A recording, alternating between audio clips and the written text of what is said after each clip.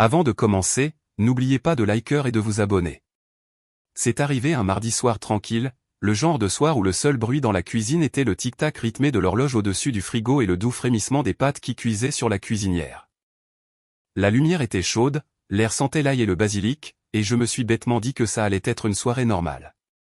Chloé se tenait près du comptoir, le dos tourné, les bras croisés comme si elle se préparait à un impact. Je venais de poser 2 assiettes quand elle l'a dit. Je vais rester chez ma sœur pendant un moment. C'est tout. Aucun avertissement, aucune émotion, juste cette phrase, comme si elle me disait qu'elle devait aller chercher ses vêtements au pressing. Je me suis retourné lentement. Tu? Quoi? J'ai dit, je reste chez Kate, a-t-elle répété, se tournant enfin pour me faire face. Juste pour un petit moment. J'ai besoin d'espace. La fourchette dans ma main a failli me glisser des mains. Je la fixais, essayant de comprendre. Chloé, de quoi tu parles? De l'espace par rapport à quoi? Son regard a glissé au-delà de moi, comme si je n'étais même pas là. Par rapport à tout ça, j'ai juste besoin de temps pour réfléchir. Non, ai-je dit, la voix montant. Non, tu n'as pas le droit de lâcher une bombe pareille en pleine préparation du dîner et de faire comme si de rien n'était. Qu'est-ce qui se passe vraiment? Elle a croisé les bras plus fermement. Ne fais pas ça, Daniel. Ne pas faire quoi, Chloé? Je me suis approché. Demander pourquoi ma femme fait soudainement ses valises et disparaît dans une autre ville sans vraie raison. Je n'ai pas dit que je disparaissais, a-t-elle rétorqué. J'ai dit que j'avais besoin d'espace. Tu déformes mes propos. Je déforme tes propos? J'ai ri, mais le son est sorti sec et tranchant. Ça fait des semaines que tu es distante. Tu me parles à peine. Maintenant tu veux de l'espace. Quoi? Juste comme ça? Qu'est-ce qui se passe vraiment, Chloé? Elle a jeté un coup d'œil à son téléphone. Je t'ai dit que j'allais chez Kate. Non, ai-je répété, plus fermement. Tu m'as dit que tu partais. Ce n'est pas la même chose que d'expliquer pourquoi. Elle a enfin croisé mon regard. Il y avait de la glace dans ses yeux. Je ne te dois pas tous les détails, Daniel. Parfois, les gens s'éloignent. Peut-être que j'ai besoin de savoir si je me sens encore marié. Ça m'a frappé en plein ventre, comme un coup de poing inattendu. Ma gorge s'est asséchée. Tu vois quelqu'un? Chloé a cligné des yeux, une fois, trop vite, puis a secoué la tête, mais sa voix était trop égale. Non, ne sois pas dramatique. Alors prouve-le, ai-je lancé, la mâchoire serrée. Regarde-moi dans les yeux et dis-le comme si tu le pensais. Elle a ouvert la bouche, puis l'a refermée. Et ce silence, il m'a tout dit. J'ai reculé, le cœur battant à tout rompre. Waouh! Elle s'est à nouveau détournée. Tu es paranoïaque. Et toi, tu es prudente. Trop prudente, ai-je marmonné. La bouilloire a sifflé derrière nous, un son long et strident, comme si elle criait pour nous deux. Je n'ai pas bougé. Elle non plus. Vas-y, alors, ai-je dit doucement. Si c'est ce que tu veux, va chez ta sœur. Mais ne t'attends pas à ce que je prétende que c'est normal. Elle n'a pas répondu. Elle a juste pris son sac à main sur la chaise. Ses clés déjà en main. Quand la porte s'est refermée derrière elle, quelque chose a basculé, pas seulement dans la pièce, mais en moi. Notre maison était toujours chaude, sentait toujours le dîner, mais elle semblait vide. Et c'est là que j'ai su qu'il ne s'agissait pas d'un besoin d'espace. Quelque chose de plus profond s'était brisé. Il était 9h07 quand je suis entré dans la cage de verre et d'acier que nous appelions le bureau, au 17e étage, dans le centre de Chicago. Dehors, la ville se réveillait sous une couverture de nuages gris et un vent glacial. À l'intérieur, tout sentait vaguement le café brûlé et la lumière fluorescente.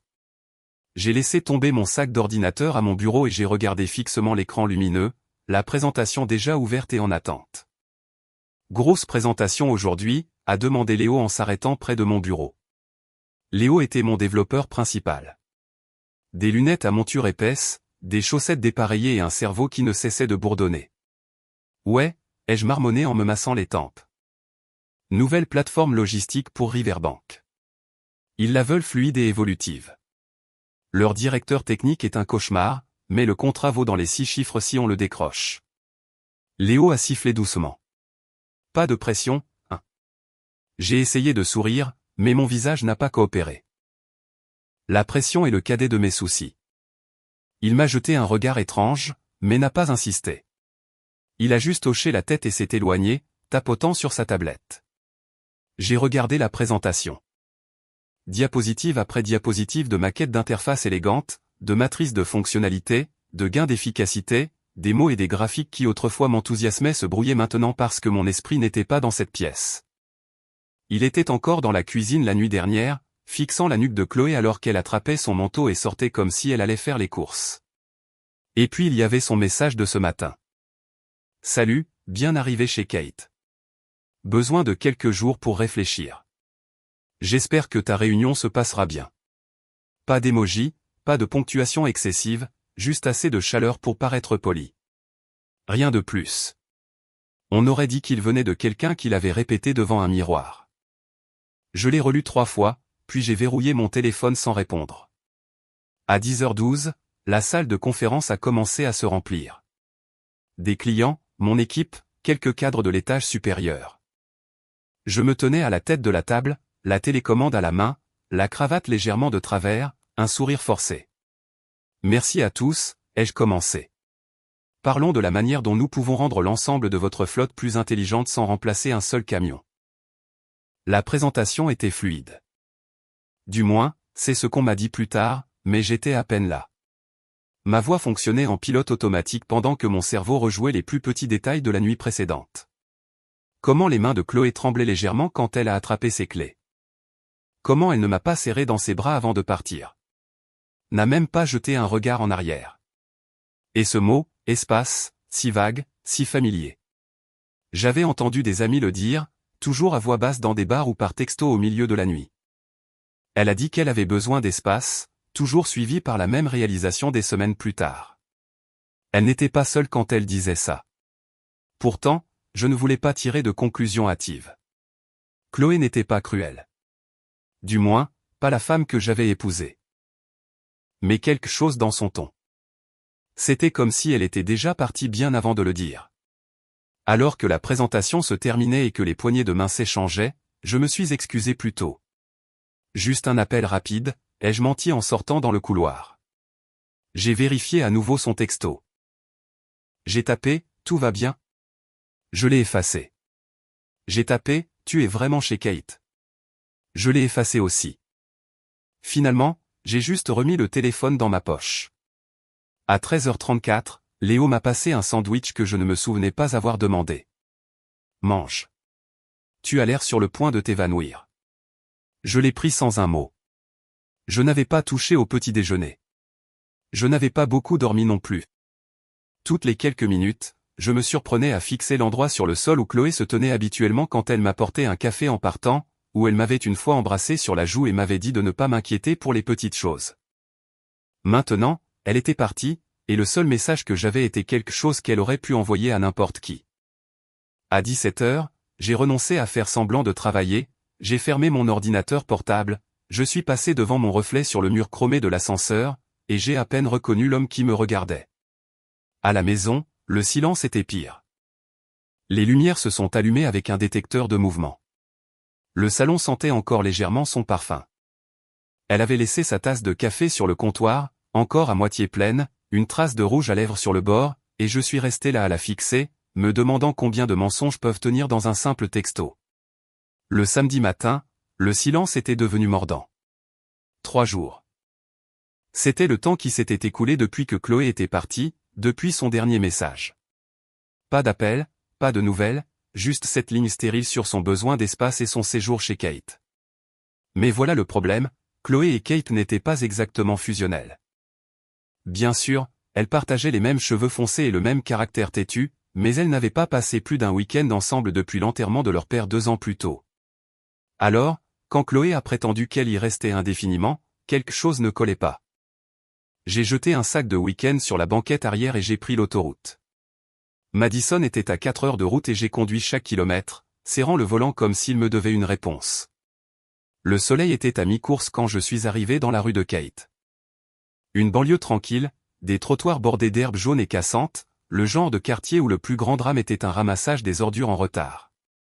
Sa maison était nichée entre deux érables, revêtement bleu pâle, la lumière du porche déjà allumée. Je me suis garé de l'autre côté de la rue et je suis resté assis une seconde. Peut-être qu'elle était vraiment là.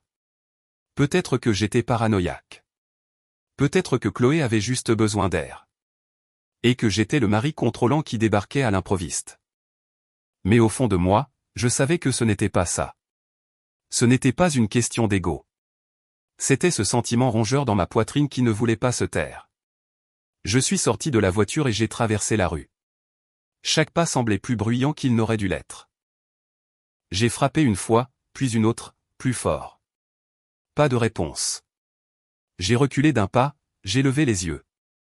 L'un des rideaux du deuxième étage a bougé très légèrement. Un éclair de mouvement, comme si quelqu'un venait de se cacher. J'ai attendu, j'ai frappé une troisième fois, plus longuement cette fois. Kate, ai-je appelé, élevant juste assez la voix. C'est Daniel. Je veux juste parler. Toujours rien. Un chien a aboyé quelque part dans la rue. Un arroseur de pelouse s'est mis en marche quelques maisons plus loin. J'ai reculé, les mains sur les hanches. Mon pouls martelait dans mes oreilles. Je n'étais pas encore en colère, mais le poids dans mon estomac me disait qu'il ne s'agissait pas de quelqu'un qui n'était pas à la maison. C'était quelqu'un qui se cachait. J'ai fait le tour de la maison et j'ai jeté un coup d'œil par la fenêtre étroite à côté de la cuisine. Lumières allumées, un sac à main sur la table, une tasse de café à côté. Quelqu'un était définitivement à l'intérieur. Kate, ai-je dit plus doucement cette fois.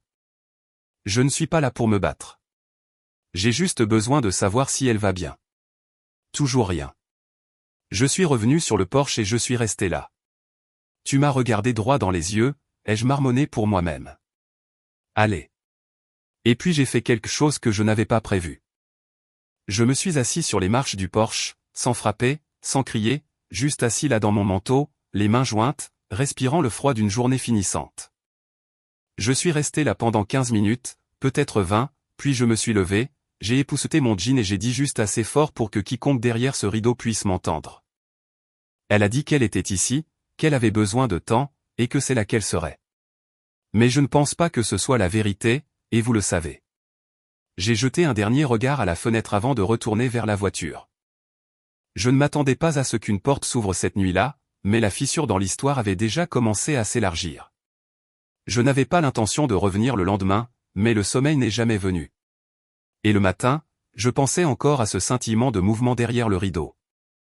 Donc, vers midi, je me suis retrouvé garé au même endroit, le moteur tournant, la main planant au-dessus du contact comme si j'attendais une raison de faire demi-tour. Je n'en avais pas. Je me suis de nouveau approché de la porte, plus lentement cette fois, plus mesuré. Un coup, puis deux, puis le silence. Kate, ai-je dit, sans élever la voix, mais clairement. S'il te plaît, je veux juste la vérité, rien d'autre. J'ai reculé d'un pas. Puis, au moment où je me tournais pour partir, le verrou a cliqué. La porte a grincé, s'ouvrant de quelques centimètres, puis de 10. Et puis elle était là, Kate, debout derrière la moustiquaire dans un sweat à capuche délavé et avec des yeux fatigués. Daniel, dit-elle comme si ça lui faisait mal de le dire. Tu devrais partir. Sa voix était trop faible, trop prudente. Je n'ai pas bougé. J'ai conduit pendant des heures. Ça doit bien compter pour quelque chose. Elle a jeté un regard derrière elle, puis de nouveau vers moi. Ce n'est pas le bon moment. Ça fait des jours que ce n'est pas le bon moment, ai-je dit. Je ne suis pas là pour me battre. J'ai juste besoin de savoir si Chloé va bien. Et si elle n'est pas avec toi, j'ai besoin de savoir où elle est. Kate a baissé les yeux vers le sol, comme s'il contenait la réponse qu'elle voulait me donner au lieu de celle qu'elle devait donner. J'ai regardé ses doigts se resserrer sur le cadre de la porte. Ses jointures sont devenues blanches. S'il te plaît, ai-je dit, plus doucement cette fois. Je ne suis pas en colère. C'est juste que... je mérite de savoir. Elle a ouvert la porte en grand. Entre, mais juste pour 1 minute. L'air à l'intérieur de sa maison était chaud mais tendu. Ça sentait le nettoyant au citron et le café de la veille. Les stores étaient encore pour la plupart fermés, projetant des bandes de lumière tamisées sur le parquet. Elle ne m'a pas offert de siège, alors je n'en ai pas pris. Je suis juste resté près de l'entrée, les bras croisés, attendant. Kate se tenait près de la cuisine, se mordillant la lèvre inférieure. Elle m'a dit de ne rien dire, dit-elle finalement. Elle a dit qu'elle avait besoin d'espace et ne voulait pas de drame. J'ai haussé un sourcil. Alors, elle n'est pas ici. Kate a secoué la tête lentement. Elle est restée ici une nuit. C'est tout. Puis elle est partie.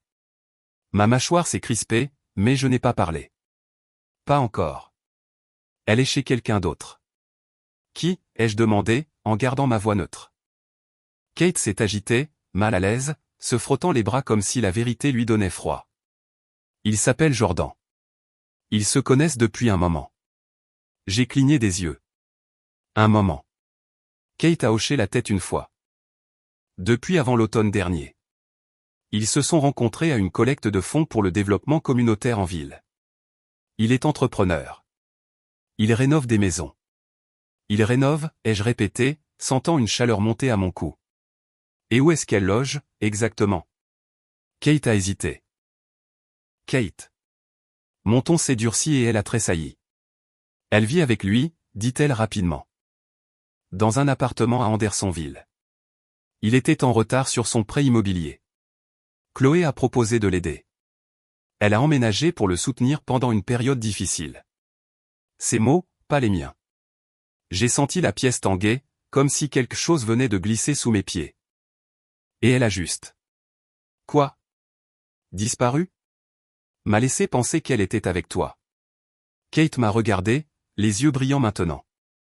Je ne voulais pas faire partie de ça. Je lui ai dit que c'était mal, mais elle m'a supplié. Elle a dit qu'elle avait besoin de contrôler la narration. Elle ne voulait pas que tu pètes les plombs ou que tu commences à retirer de l'argent. Je n'ai pas pu m'en empêcher. J'ai laissé échapper un rire creux. Oh, elle contrôlait quelque chose, ça c'est sûr. Kate a fait un pas en avant. Je suis désolé. Vraiment. Je ne savais pas quoi faire. Je ne voulais pas mentir. Mais c'est ma sœur. Ma mâchoire était serrée. Ma poitrine me brûlait, mais j'ai hoché la tête. Je comprends, ai-je dit. La loyauté familiale, c'est compliqué. Elle a eu l'air surprise. Peut-être qu'elle s'attendait à ce que je crie. Peut-être que je m'y attendais aussi. Au lieu de ça, j'ai attrapé la poignée de la porte. Merci de me l'avoir dit. Daniel, attends, dit-elle. Je me suis retourné à moitié. Je n'étais pas au courant pour l'argent jusqu'à la semaine dernière, a-t-elle murmuré. Mais elle ne le cachait pas à Jordan. Elle en était fière. Elle disait qu'il méritait un nouveau départ. Un goût amer m'est monté à la gorge. Ravi de savoir qu'elle fait des investissements judicieux. J'ai ouvert la porte, puis j'ai fait une pause. Je n'aurais pas dû élever la voix tout à l'heure, ai-je dit. Ce n'est pas de ta faute. Kate m'a regardé avec un mélange de pitié et de culpabilité. Tu ne méritais pas ça, dit-elle doucement. Rien de tout ça. Je suis sorti sur le porche, le vent froid me frappant le visage comme pour acquiescer. Je n'ai pas regardé en arrière. Je suis rentré à Chicago juste après le coucher du soleil. La ville était illuminée de son éclat froid habituel, les feux arrière des voitures rougeoyant sur les ponts, les fenêtres brillant comme de minuscules secrets que personne ne partage jamais. Mais mon appartement, lui, était sombre, silencieux. J'ai laissé mon manteau sur la chaise et je suis allé directement au bureau. Je me suis assis, j'ai ouvert mon ordinateur portable, sans musique, sans télé, sans verre à la main, juste le vrombissement du ventilateur et le tapotement de mes doigts sur les touches. Je n'ai pas explosé de rage. Je n'ai pas crié ni cassé une assiette. Cette partie de moi, celle qui voulait hurler, comment ose-t-elle, se refroidissait déjà pour se transformer en quelque chose de plus acéré. Chloé voulait de l'espace. Elle allait avoir tout l'espace du monde. D'abord, le compte courant joint. J'ai ouvert le portail de la banque, cliqué sur les paramètres et supprimé son accès. 2 clics, un code de confirmation, terminé. Puis le compte épargne, celui que nous avions patiemment constitué pendant 5 ans. Celui qui devait servir à quelque chose de grand. Elle en avait déjà utilisé une partie. C'était évident au vu des transactions récentes. Un virement de $1 500 à un certain Jordan T. Monroe, libellé, soutien à la rénovation. Un autre de 462 $ intitulé « Consultation en décoration d'intérieur ». Ma mâchoire s'est tendue, mais je n'ai rien dit. Je n'ai rien pensé. J'ai juste agi. J'ai retiré la moitié. Je l'ai transféré sur un nouveau compte à mon nom. J'ai laissé le reste. Pas par gentillesse. Par stratégie. Puis sont venues les assurances, santé, dentaire, voiture. Chaque onglet, chaque portail. Méthodique. Supprimer le conjoint. Confirmer. Supprimer le conjoint. Confirmer. Quand je suis arrivé au service de streaming, j'ai même laissé échapper un petit rire sec. Elle avait changé le nom du profil Netflix de « Daniel A. regarde probablement seul ». Mignon. J'ai supprimé le sien. Puis j'ai ouvert Spotify. Elle avait encore accès à mon abonnement premium. Supprimé. Amazon Prime. Supprimé. Elle pourrait tout recommencer à zéro avec Jordan. Créer de nouveaux identifiants. Lier ses propres cartes. Choisir ses propres mots de passe cette fois. À la fin, il était presque minuit. Je me suis adossé à ma chaise, fixant la lueur bleue de l'écran. Tous les outils qu'elle utilisait pour vivre sous mon toit. Disparus, en silence. Pas de mots, pas d'avertissement. La maison semblait différente maintenant. Pas apaisée, pas guérie, loin de là, mais dégagée, comme des meubles réarrangés après une longue et mauvaise saison. Et quelque part dans ce silence, quelque chose d'inattendu s'est installé en moi. Je n'avais plus besoin de lui courir après. Qu'elle reste là où elle avait fui. Je n'allais pas la supplier. Elle s'est pointée le lendemain matin comme si de rien n'était. J'ai entendu la porte avant de la voir. Le tintement des clés, une torsion brusque de la poignée, puis le claquement sec de ses talons sur le parquet. Pas de coup à la porte, pas d'avertissement. J'étais à l'îlot de la cuisine, à mi-chemin d'une tartine, lisant mes emails sur mon ordinateur. Je n'ai pas tressailli, je n'ai même pas levé les yeux. Elle est apparue rapidement, le manteau encore sur le dos, les cheveux relevés à la hâte, de cette manière qui dit « pas le temps pour les bêtises ». Pourquoi est-ce que je n'arrive pas à accéder au compte en banque, a-t-elle demandé, la voix tendue, sèche. Je lui ai jeté un regard neutre. Bonjour à toi aussi. Ne joue pas à l'idiote, a-t-elle claqué. Ma carte a été refusée 2 fois chez Walgreens. J'ai vérifié l'application. Elle dit que j'ai besoin d'une autorisation pour voir quoi que ce soit. Qu'est-ce qui se passe? J'ai posé ma tasse de café, lentement, calmement. C'est étrange. Ça doit être une erreur du système. Elle a cligné des yeux. Sérieusement? J'ai hoché la tête, gardant un ton neutre. Oui, ils font de la maintenance. Tu as probablement été prise dedans. Ce n'est pas ça, dit-elle en s'approchant. Tu m'as bloqué. J'ai soutenu son regard sans ciller. Pourquoi aurais-je fait ça? Ne me manipule pas, Daniel, a-t-elle sifflé. Ne fais pas comme si tu étais au-dessus de ça maintenant. Tu es en colère. Je comprends. Mais me couper l'accès à nos comptes, c'est bas. Nos comptes, ai-je demandé en haussant un sourcil. Tu veux dire ce que tu as utilisé pour financer le prêt immobilier de quelqu'un d'autre? Sa mâchoire s'est crispée. Ne transforme pas ça en feuilleton. Jordan était. Je m'en fiche, ai-je coupé, toujours calme. Tu as pris ta décision. J'ai pris la mienne. Elle a laissé tomber son sac sur la table. Le son a été sec. Tu es en train de me punir. Non, ai-je répondu. Je me protège. Tu es parti, Chloé. Tu n'as pas dit que tu partais pour de bon, mais tu n'as certainement pas agi comme si tu allais revenir. Je t'ai dit que j'avais besoin de temps, et au lieu de ça. Tu as emménagé avec un autre homme, ai-je dit, laissant ces mots peser lourdement dans l'espace entre nous. Elle a secoué la tête, en colère maintenant. Tu n'as aucune idée de ce que c'est que de se sentir étouffé dans son propre mariage.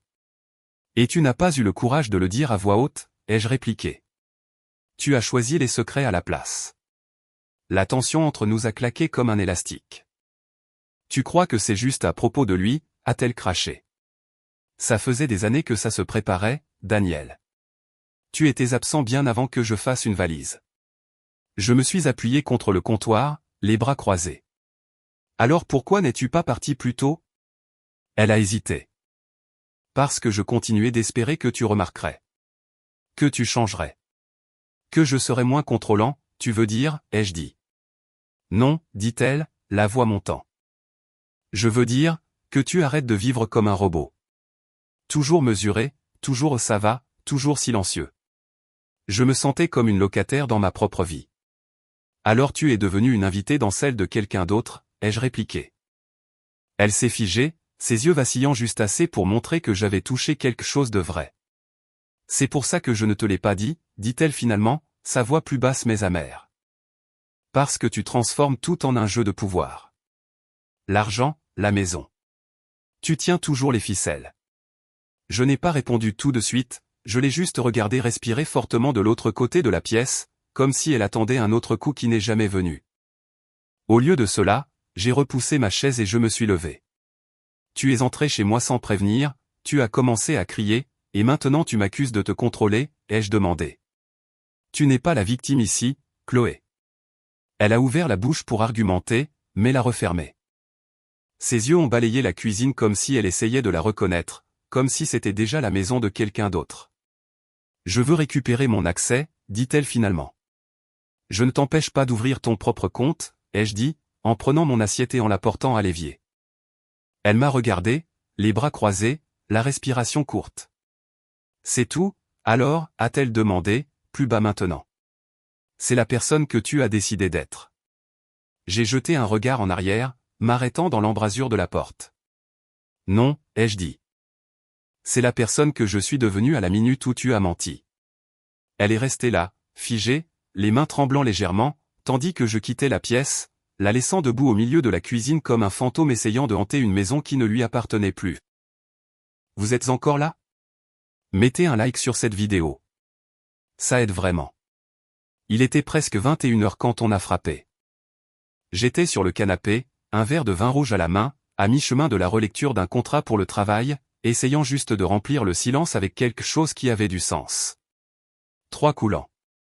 Hésitant, pas ceux de Chloé. J'ai posé le verre et j'ai ouvert la porte. C'était Kate. Les cheveux attachés, la veste zippée jusqu'en haut. Ses yeux ont filé au-delà de moi comme si elle n'était pas sûre que je la laisserais entrer.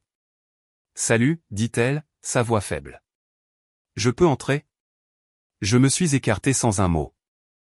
Elle est passée à côté de moi lentement, comme si elle avait peur de l'espace lui-même. J'ai fermé la porte derrière elle et le poids du moment s'est installé instantanément.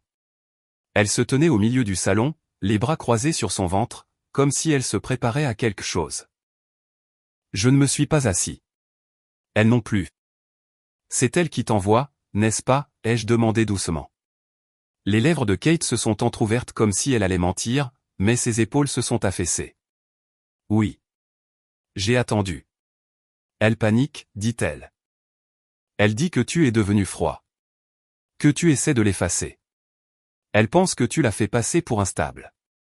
J'ai expiré un souffle. J'ai ri une fois, amèrement. Elle n'a pas besoin de mon aide pour ça. Kate a tressailli. Je lui ai dit de gérer ça elle-même, a-t-elle continué. Je lui ai dit que je ne me mêlerais plus de ça, mais elle a insisté. Elle a dit que je devais te rappeler les bons moments, à quel point elle était perdue, que peut-être si je te parlais. Point tu aurais pitié, ai-je terminé, la coupant. Kate s'est figée. J'ai fait un pas en avant. Elle t'a demandé de venir ici pour que j'aie pitié d'elle. Elle est en pleine dérive, Daniel, dit Kate rapidement. Elle a peur que tu commences à parler à des avocats. Que tu la coupes définitivement de ta vie. Je l'ai regardée, ma voix calme mais basse. C'est exactement ce que je suis en train de faire. Kate a dégluti difficilement. Elle ne sait pas comment annuler ce qu'elle a fait. Elle pensait que si je pouvais juste adoucir les choses. J'ai pris mon verre de vin.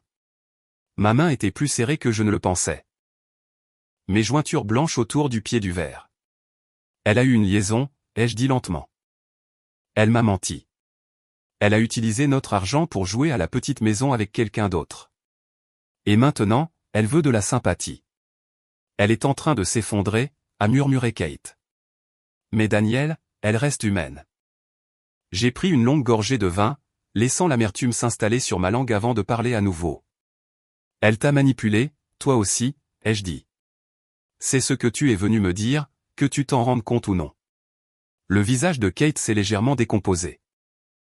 Je ne voulais pas, dit-elle. Mais je te dois la vérité. J'ai posé le verre. Eh bien, ai-je dit, la voix neutre. Maintenant, je l'ai en entier. La pièce s'est étendue en silence entre nous. Je n'aurais pas dû venir, dit Kate après un moment. Je ne voulais juste pas que tu penses que j'étais de son côté. J'ai croisé son regard. Tu t'es tenu devant moi et tu as menti. Ça, c'est déjà décidé. Elle a eu le souffle coupé, mais n'a pas argumenté. Je vais y aller, a-t-elle murmuré. Je me suis écarté, la laissant passer. Elle s'est arrêtée à la porte, la main sur la poignée, mais n'a rien dit d'autre. Puis elle est partie et je suis resté là longtemps après que la porte se soit refermée, fixant l'espace vide où elle s'était tenue, me demandant jusqu'où la trahison de Chloé s'étendait vraiment et combien de mains elle avait entraîné dans les décombres avec elle. Il était presque minuit quand j'ai de nouveau entendu frapper. Pendant une seconde, j'ai cru l'avoir imaginé. Puis le coup est revenu, plus doux cette fois. Quand j'ai ouvert la porte, Kate se tenait là, sous la lumière jaune du porche, son manteau bien serré et les yeux rougis. Elle avait l'air épuisée. Pas à cause de la route, mais de quelque chose de plus profond. Je n'aurais pas dû partir comme ça, dit-elle. Je peux entrer? J'ai hoché la tête silencieusement et je me suis écarté. Elle est entrée plus lentement cette fois. Pas de tension, juste quelque chose comme une reddition. Son regard a parcouru la pièce comme si elle la voyait clairement pour la première fois. Je ne mentais pas tout à l'heure, dit-elle en s'installant au bout du canapé. Pas sur tout. Je me suis appuyé sur la coudoir en face d'elle, attendant. J'essayais de la protéger, dit-elle à voix basse. Pas parce que je pensais qu'elle le méritait, mais parce que c'est ce que j'ai toujours fait. Depuis qu'on est gamine, Chloé fait une bêtise, je balaie ça sous le tapis avant que quelqu'un d'autre ne voie le désordre. Je n'ai pas parlé, j'ai juste versé un deuxième verre de vin et je le lui ai tendu. Elle l'a pris, reconnaissante, et a fixé le verre un long moment. Tu sais ce qu'elle a dit à Thanksgiving dernier, a soudainement demandé Kate. Elle a dit à tante Diane que j'étais trop émotive pour maintenir une vraie relation. Elle l'a dit assez fort pour que tout le monde entende. Elle a ri, comme si c'était une blague. J'ai haussé un sourcil. Kate a secoué la tête lentement. Elle a toujours été comme ça. Des pics subtils, des démolitions silencieuses. J'ai passé la majeure partie de ma vingtaine à essayer d'obtenir son approbation. Et maintenant, ai-je demandé. Kate a laissé échapper un souffle fatigué. Maintenant, j'en ai fini de m'excuser pour ses choix, pour ses drames, pour ses dégâts. Elle a siroté le vin et pendant un moment, nous sommes restés assis là. Sans se presser de combler le silence. Sans besoin de réparer quoi que ce soit. Je ne veux pas retourner chez elle ce soir, dit-elle doucement. Tu ne devrais pas, ses doigts se sont enroulés autour du verre de vin. Elle va dire que je l'ai trahi, que je t'ai choisi. J'ai croisé son regard, stable. Tu as choisi la vérité. C'est différent. Kate a détourné le regard, comme si c'était trop à accepter d'un coup. La chambre d'amis est prête, ai-je dit après un silence. Tu peux rester aussi longtemps que tu veux. Elle a hoché la tête une fois, lentement. Merci. Nous n'avons pas beaucoup parlé après ça. La maison est tombée dans une quiétude que je n'avais pas ressentie depuis des semaines. Pas de cris, pas d'alarme, juste le calme. Et pour la première fois, le silence n'était pas lourd. Il était honnête. Kate s'est levée et s'est dirigée vers le couloir, ses pas doux sur le parquet. Je suis resté là un peu plus longtemps, le vin à la main, regardant la ville froide et sombre par la fenêtre. Les décombres étaient encore frais, mais pour la première fois depuis le départ de Chloé, je ne me sentais pas seul dedans. Pas entièrement. La semaine suivante a commencé par le silence. Puis sont venus les appels téléphoniques. D'abord de ma cousine Rachel. Salut, je viens d'apprendre. Chloé a dit que tu l'as mise à la porte sans rien. Puis un message vocal de ma tante. Je ne veux pas me mêler de vos affaires, mais si tu as besoin d'aide pour gérer les factures, tu peux toujours venir rester chez nous un moment. Toute cette histoire avec Chloé est juste navrante. Le mercredi, je savais exactement ce qu'elle faisait. Elle était en train de réécrire l'histoire. Chloé avait toujours été douée pour la perception, pour transformer les faits en fables sympathiques, juste assez pour semer le doute. Sauf que maintenant, elle ne le faisait pas en privé. Elle le faisait publiquement. Je n'ai pas répondu. Pas encore. Je savais que quelque chose se préparait. Le moment n'était pas choisi au hasard. Samedi, c'était l'anniversaire de Kate. Un petit dîner de famille. Rien d'extraordinaire.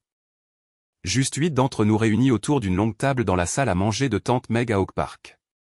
Poulet rôti, purée de pommes de terre, et une tension si épaisse qu'elle aurait pu figurer au menu. Chloé est arrivée en retard, les cheveux parfaitement bouclés, arborant ce visage calme et tragique qu'elle avait perfectionné au fil des ans. Elle a embrassé Kate sur la joue, a fait un signe de tête polie à tout le monde, et s'est glissée sur une chaise en face de moi comme si nous n'étions que deux parents éloignés se croisant dans la même orbite. Aucune reconnaissance, pas un regard. Elle a attendu le dessert pour faire son coup. Alors, dit Chloé en s'essuyant la bouche avec sa serviette. J'ai essayé de rester positive à travers tout ça. Même si Daniel a choisi de me couper les vivres sans prévenir.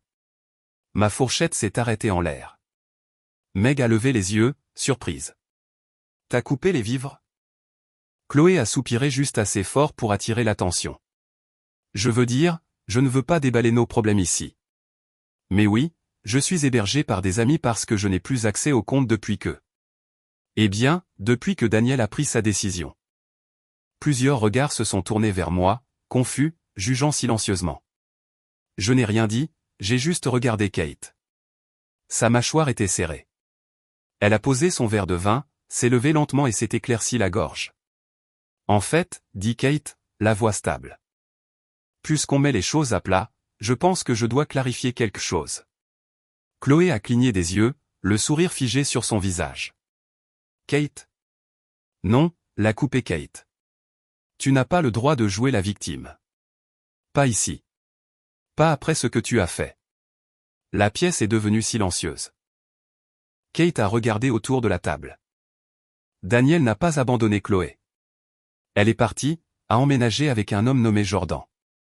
A utilisé leurs économies communes pour l'aider à rattraper son prêt immobilier. Des halètements. La main de Tante Meg s'est portée à sa bouche. Elle m'a demandé de mentir, a continué Kate. Elle a dit qu'elle avait besoin de temps chez moi alors qu'en réalité, elle s'installait dans une nouvelle vie avec quelqu'un d'autre. Chloé s'est levée à son tour. Kate, arrête. Kate s'est tournée vers elle. Tu m'as demandé de le manipuler, de me présenter chez lui pour qu'il ait pitié. Tu as instrumentalisé notre famille pour couvrir tes erreurs et je t'ai laissé faire trop longtemps. Rien de tout ça ne s'est passé comme ça, dit Chloé sèchement, sa voix se brisant. Tu déformes tout. Non, a répondu Kate, plus fort. Maintenant, je dis la vérité. La vérité que j'aurais dû dire depuis le début. Je n'ai pas parlé. Je n'en avais pas besoin. Chloé a regardé autour de la table. Les regards avaient changé. Plus de sympathie, juste du malaise, de l'incrédulité. Rachel s'est penchée vers Tante Meg et a murmuré quelque chose. Même oncle Dean, qui ne se mêlait jamais de rien, a légèrement reculé sa chaise. Vous me connaissez tous depuis des années, dit Chloé rapidement, forçant un rire. Et vous allez croire cette version de moi. Mais personne n'a répondu. Sa voix s'est élevée. Alors c'est ça? Vous allez tous rester là pendant qu'ils me font passer pour. C'est toi qui t'es fait ça, a dit Kate, sa voix ferme maintenant. Daniel ne leur a rien dit. C'est moi qui l'ai fait, parce que j'en ai fini de nettoyer tes dégâts. Chloé l'a regardé, le visage rouge, les mains tremblantes, puis ses yeux se sont fixés sur moi. C'est ce que tu voulais, n'est-ce pas, a-t-elle sifflé. Monter tout le monde contre moi. Tu restes là, tout calme, pendant qu'elle détruit ma vie. Je me suis levé à mon tour, tranquillement. Non, Chloé. Je regarde simplement la vérité faire enfin son travail. Elle a attrapé son sac, marmonnant quelque chose dans sa barbe, puis est sortie en trombe par la porte d'entrée. Personne ne l'a suivie. Dans la pièce, on a poussé un soupir collectif. Lentement, doucement, la conversation a repris. Hésitante mais allant de l'avant. Kate s'est rassise, pâle, secouée, mais plus légère d'une certaine manière.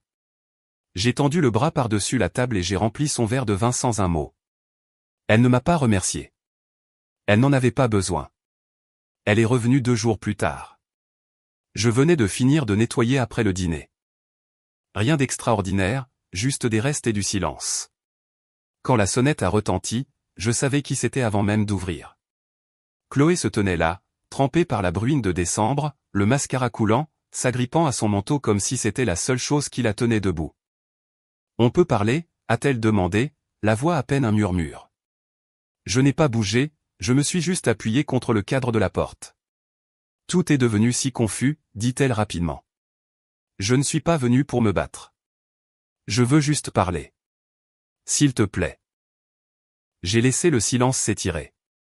5 minutes, ai-je dit, en m'écartant enfin.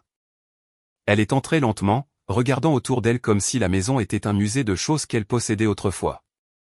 Son regard a balayé le porte-manteau, la table de la cuisine, le verre de vin vide près de l'évier. « Tu as tout nettoyé ?» dit-elle doucement. Il fallait faire le vide, ai-je répondu. Elle s'est tournée vers moi, les mains tremblantes. Je ne voulais pas que tout ça se passe comme ça. Jordan était. C'était une erreur. J'étais confuse. J'aurais dû te dire la vérité. Mais tu ne l'as pas fait, ai-je dit. Elle a hoché la tête comme si elle s'y attendait. Tu nous manques, dit-elle. Notre ancienne vie me manque, avant le silence. Avant qu'on commence à se contourner comme des étrangers. Nous ne te manquions pas quand tu virais de l'argent sur le prêt immobilier d'un autre homme. Ses lèvres se sont entr'ouvertes, mais elle n'avait rien à dire. Je me suis dirigé vers le couloir, puis je me suis retourné, calme. Tu ne vis plus ici, Chloé. Tu es partie. J'ai paniqué, dit-elle. Je n'ai pas réfléchi, mais je veux arranger les choses maintenant. J'ai secoué la tête lentement. On ne répare pas une trahison avec des regrets. On la répare avec l'honnêteté, et la tienne est arrivée trop tard. Elle a fait un pas de plus. Laisse-moi juste rester ce soir. Juste pour parler plus, pour arranger les choses. Non. Pourquoi pas? Parce que Kate a déjà dormi ici. Son visage s'est effondré instantanément, comme si quelque chose en elle avait cédé. Tu l'as laissé rester, a-t-elle murmuré. Après tout. Après tout, ai-je confirmé. Son souffle s'est saccadé. Alors quoi? Elle me remplace maintenant? Elle a ta sympathie? Elle a mon respect, ai-je dit. La voix de Chloé s'est faite plus aiguë. Tu crois vraiment qu'elle est innocente dans tout ça? Je pense qu'elle a dit la vérité. C'est plus que ce que tu n'as jamais fait. Ses mains tremblaient. La rage et le désespoir s'en mêlaient dans ses yeux. J'ai fait une seule erreur. Tu as fait un millier de petits choix, ai-je dit. Et ils t'ont tous mené ici. Elle est restée là, clignant des yeux rapidement, sa poitrine se soulevant comme si elle était sur le point de crier. Mais rien n'est sorti. Juste le silence. Puis elle s'est retournée, a ouvert la porte, a jeté un dernier regard en arrière, mais n'a pas parlé. La porte s'est refermée doucement derrière elle. Et juste comme ça, elle était partie. 3 semaines plus tard, le jardin brillait sous des guirlandes lumineuses et les rires de gens qui ne s'étaient pas vus depuis trop longtemps. Le barbecue grésillait. Une playlist de blues s'échappait de l'enceinte portable sur la terrasse. L'air sentait le charbon de bois, le cidre et un espoir froid de décembre. Ce n'était pas une fête de fin d'année, juste une occasion. Une occasion de rassembler les gens à nouveau. Kate se tenait près du brasero, sirotant quelque chose dans un gobelet rouge, riant avec 2 de mes collègues qu'elle venait de rencontrer. Elle semblait plus légère, pas seulement heureuse, libre. Je me tenais près de la table de pique-nique, un verre de vin à la main, attendant que le moment s'apaise. Puis j'ai tapoté doucement ma fourchette contre le côté du verre. Tout le monde, ai-je dit, juste une petite chose rapide. Le groupe s'est tourné, se calmant facilement. Je veux juste vous dire merci d'être venu ce soir, mais aussi d'avoir pris de mes nouvelles, d'être resté, de ne pas avoir cru tout ce que vous avez entendu au premier abord. Des rires doux, quelques hochements de tête. Et je veux remercier quelqu'un qui n'avait pas à prendre la parole, mais qui l'a fait quand même. Kate. Tout le monde s'est tourné vers elle. Elle s'est levée quand c'était difficile, a dit la vérité quand il aurait été plus facile de ne pas le faire. Ça a demandé de la force. Les yeux de Kate se sont baissés, embarrassés, mais souriantes. Je lève mon verre à l'honnêteté. Et à ceux qui la protègent, même quand c'est compliqué. Le groupe a levé son verre. À l'honnêteté. Nous avons bu. La musique a repris. La conversation a recommencé. La soirée était simple, chaleureuse, réelle. De l'autre côté de la ville, quelque part dans un 2 pièces payé par un homme qui peinait à joindre les deux bouts, Chloé existait dans une nouvelle version de la vie qu'elle avait construite sur des mensonges.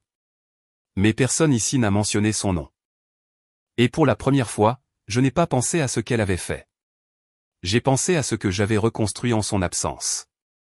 Et j'ai souri. Et c'était la fin de l'histoire. Kate n'avait pas à prendre mon parti. Elle aurait pu se taire et rester dans l'ombre de Chloé comme elle l'avait toujours fait. Mais au lieu de cela, elle s'est levée devant toute notre famille et a dit la vérité.